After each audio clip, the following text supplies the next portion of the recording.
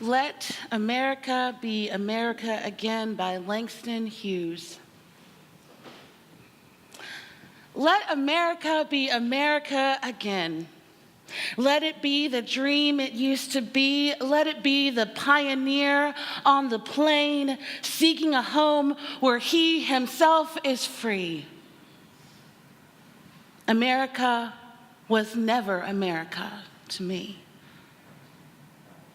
Let America be the dream the dreamers dreamed. Let it be that great, strong land of love where never kings connive nor tyrants scheme, that any man be crushed by one above.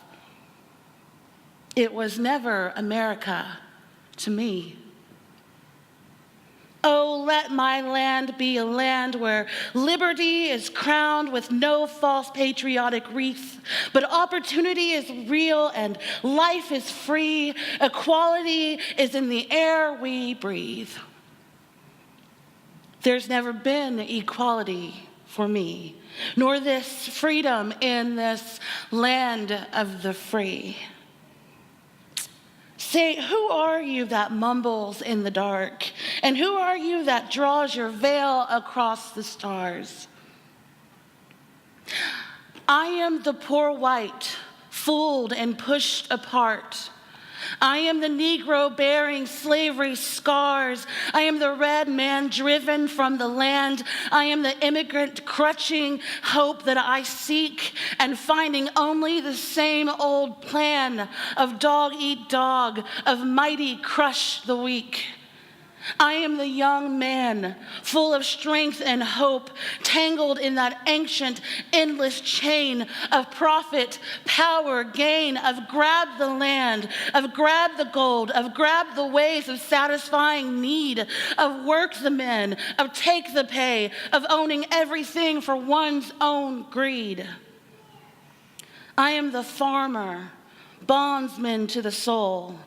I am the worker sold to the machine. I am the Negro servant to you all. I am the people, hungry, humble, mean, hungry yet today, oh pioneers, beaten yet today, oh pioneers. I am the man who never got ahead, the poorest worker bartered through the years.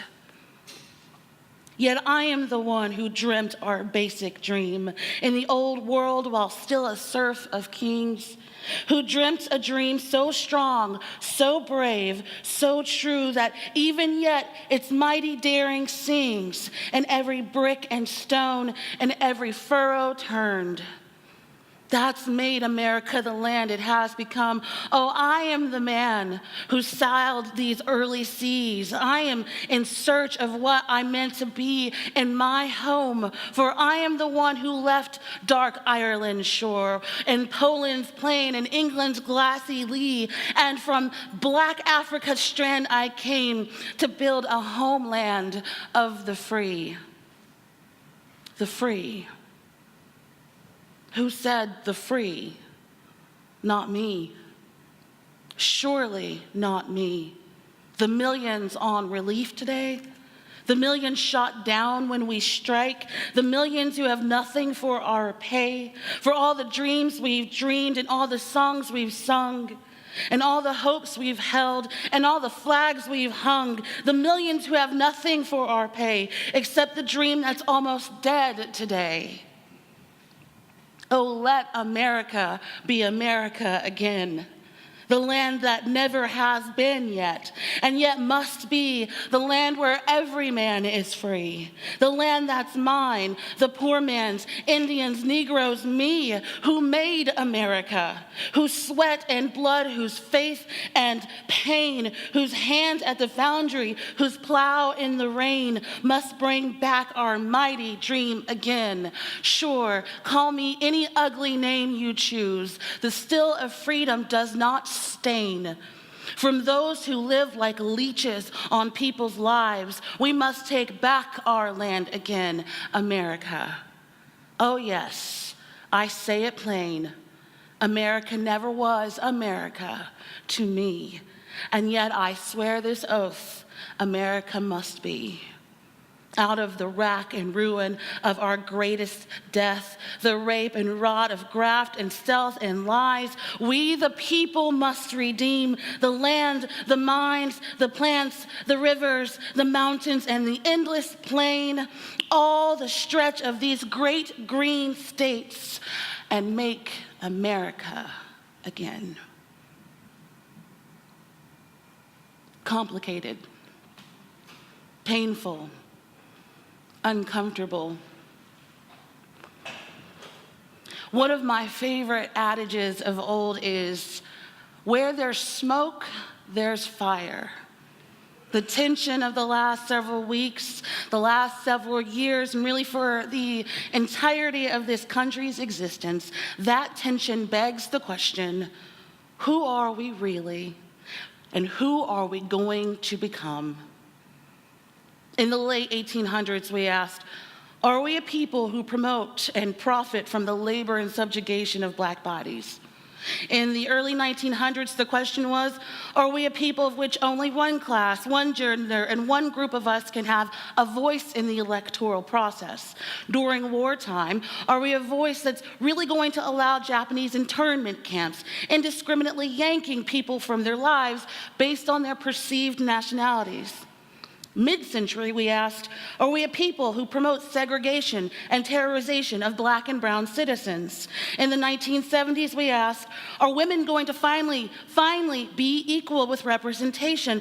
And in the 1990s, we asked, will these 4 law enforcement officers be held accountable for the extreme brutalization of Rodney King? In the early 2000s, we asked for accountability for the destabilization of the Middle East. In 2015, we asked how many unarmed black and brown bodies will be gunned down with no accountability. In 2016, we asked if our votes and our voices really mattered. And in 2018, we are asking once again if our representatives actually represent us. And in all of this questioning and in all of this challenging of power, what we're really getting at, once again, is a question of who are we? And who will we become? And we are disappointed over and over again. We are disappointed by false starts and half-baked attempts at solutions. We are disappointed by doublespeak and large-scale gaslighting. So we put ourselves directly on the line. We serve, we vote, we put ourselves in the belly of these institutions. And again, we are disappointed still. Because somehow, somewhere, some way, despite it all, we know this is not who we want to be. We long to be something different. But as long as we turn to the powers that be to define who we are, we will never get the answer that we seek, because America was never America for all of us. We want to build a new way. We seek the beloved community, but every path forward seems to be paved in mistrust and lies based in fallacy and inequality. But here's the good news this morning, friends, and yes, there is good news. Where there is smoke, there is fire. We don't get another shot at history. There's no alternative facts when it comes to what has happened, but we do get to learn from history. Every aforementioned incident, every time we question who we really were, those questions, they did not arise from the void, and they did not return to the void. We smelled the smoke, and it was never long after that that we felt the fire. And even in this moment of conflict, our institutions, they are not falling apart. They are revealing the truth of what they have always been. And this is not relegated only to the United States government, but to each and every institution that we serve in or lead. In the Unitarian Universalist Association, our institution, we've seen the breakdown many times over. We have a rich history of asking who we are as Unitarian Universalists. We have an even richer history of smoke and fire, as do each and every one of our institutions. And try as we may, ignoring the smoke has never made it go away. For example, on April 29, 1992, the LA uprising exploded after the non-guilty verdict in the Rodney King case. Having been brutalized and dismissed time and time again, the people's rage sparked what would be the most massive uprising in this century. After 5 days of uprising, the flames, they were extinguished, but the truth was revealed because it was all that remained. The uprisings, for example, led to the resignation of the LAPD police officer in chief, Daryl Gates. He was an advocate of the thin blue line sentiment, specifically that the role of law enforcement was to keep certain populations from the general population by any means necessary. And by certain populations, I mean specifically African Americans in the inner city. He militarized the police force in LA, and he waged war on the residents of LA County if they looked a certain way and lived in the inner city areas. These uprisings, they led to political tension, massive political tension in these areas. They led to some reforms and even truces between renowned gangs in the area. The people of these communities joined forces to address all of the areas of dysfunction and breakdown within their community because the truth was revealed when there was nothing left to cover it up. The truth was revealed. So let's just take a moment to talk about Revelation. Revelation's often regarded religiously. In my evangelical background, I understand Revelation as a book of the Bible, and arguably the most scariest book of the Bible when you're a kid, because biblical revelation deals in the unforeseen, soon-to-be-revealed future. And often people associate Revelation with apocalyptic times, with end times. In the evangelical tradition that I came from, it's often used as a scare tactic to lead people to Christian salvation, to lead people to cling to comfort and security with this message of, you absolutely do not want to be around for this. You don't want to stay here for that, so cast your lot with Christ and you will be saved from what is to come. But friends, what we know is that we are not saved from what is to come because what is to come is already here.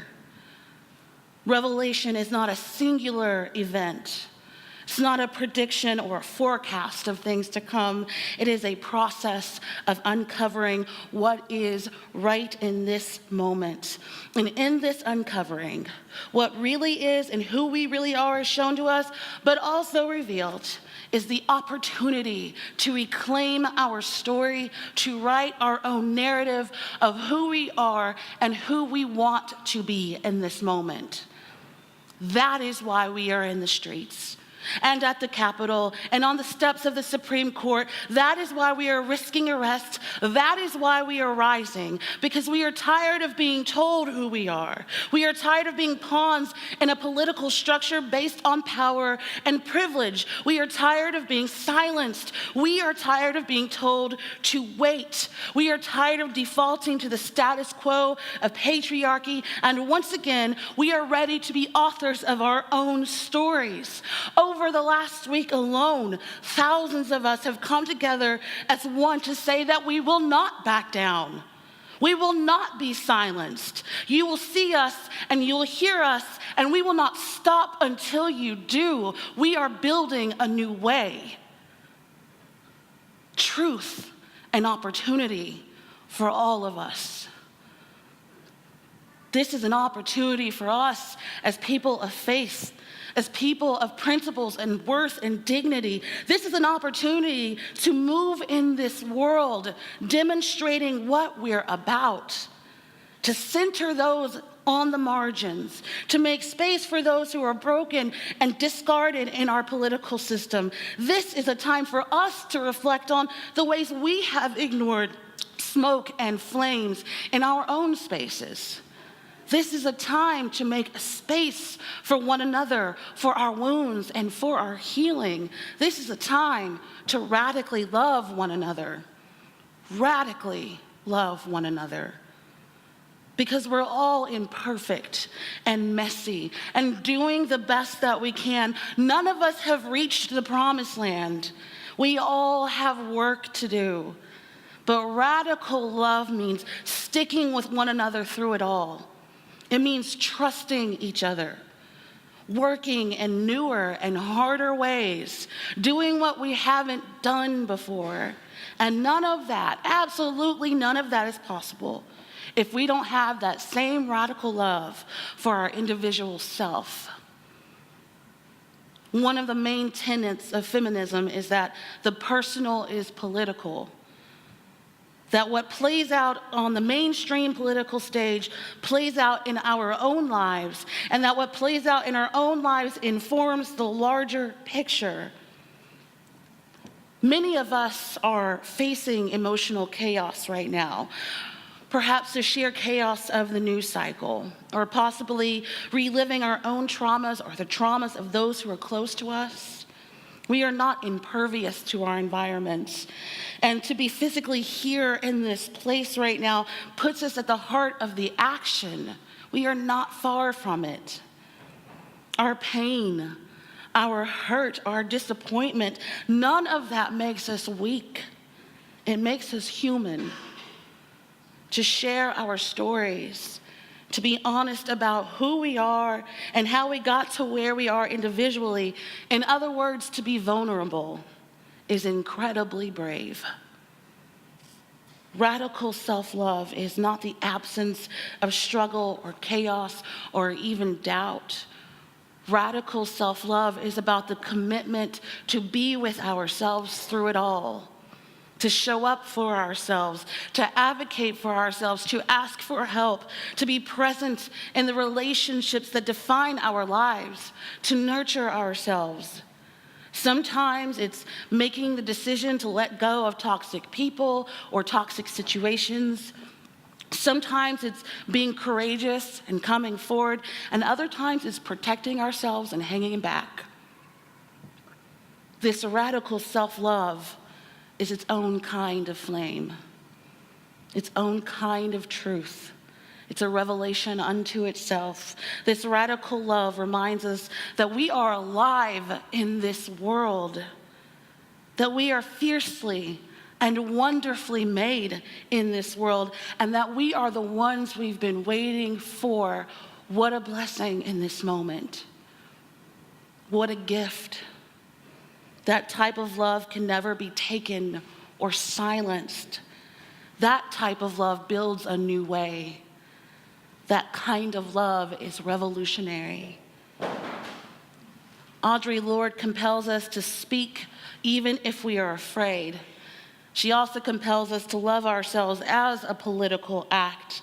And in her own words, she says, "When I dare to be powerful, to use my strength in the service of my vision, then it becomes less and less important whether I am afraid."